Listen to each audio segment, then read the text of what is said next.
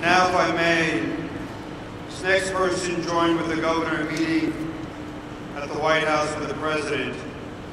Pam is a very special person. She'll be accompanied by Michael, Pam Garozzo.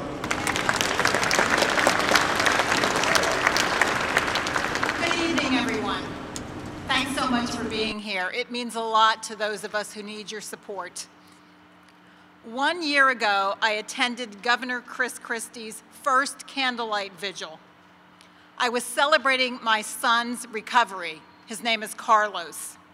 At that point in time, last year, he had 10 months clean, and we were so looking forward to celebrating a Christmas with him with our new blended family, because 3 weeks before this last year, before the Candlelight Vigil, Carlos had walked me down the aisle when I married my husband, Mike, and it was such a wonderful moment to have him, Carlos, doing so well. We were so very proud of him.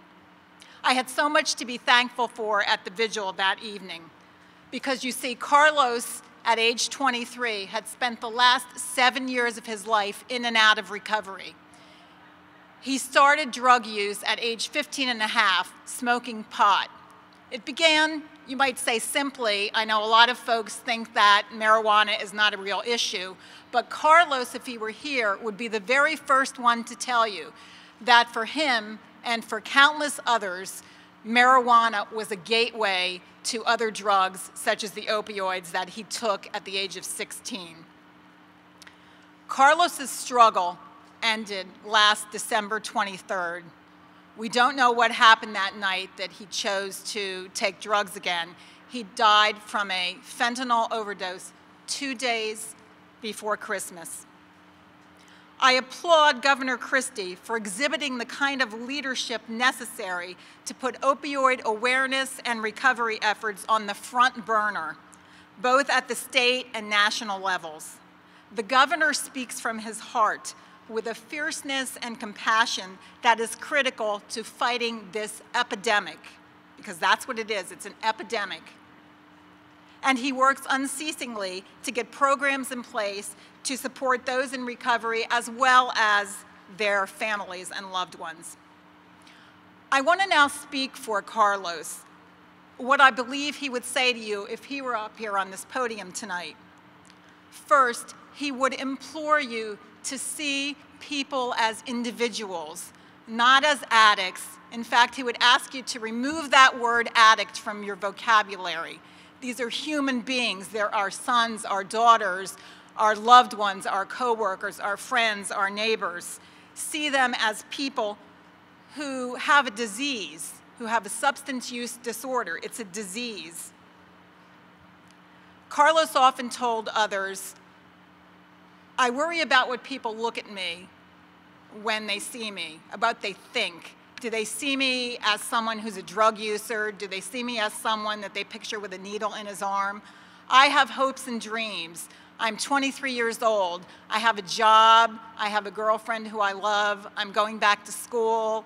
He had plans to return to school.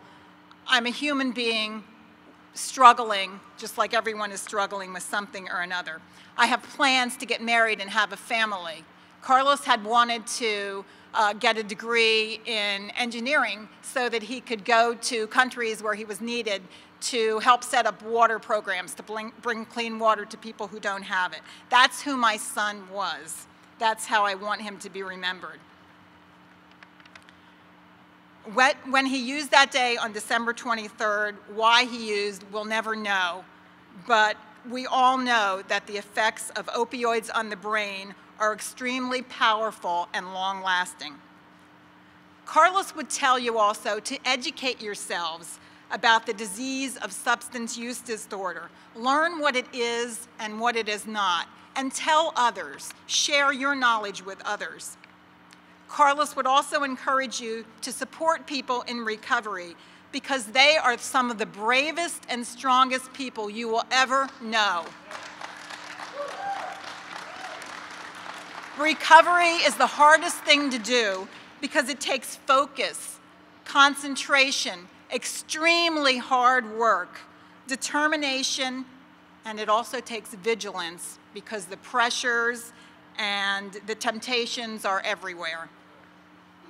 Finally, Carlos would want you to know that there is hope, that your life has meaning and purpose, and that none of you are alone. We are all here for each other, to shine a light on substance use disorder, to remember those who have gone on, and to focus on helping those in recovery, because that is what's important. Every day that a person is in recovery or going towards recovery is a step in a healthy direction. So when you extinguish your light, don't do it now, but when you extinguish your light when you leave tonight, keep the light in your hearts on. Keep the flame burning in your hearts. Show compassion, show understanding, show support, and show love. Thank you.